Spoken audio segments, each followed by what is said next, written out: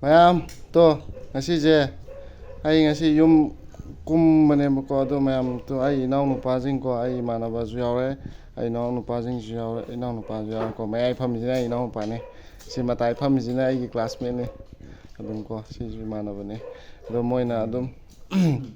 ai gi akhoi pan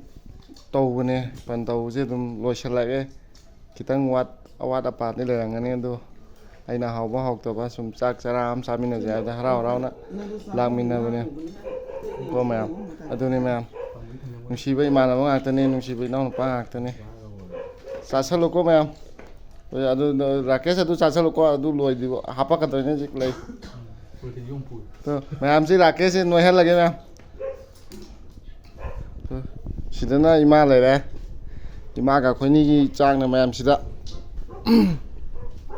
sida wan taw re ngasi gi mathen je mayam sajao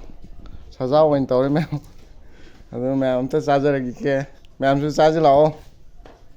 Now the this iru man haw he ba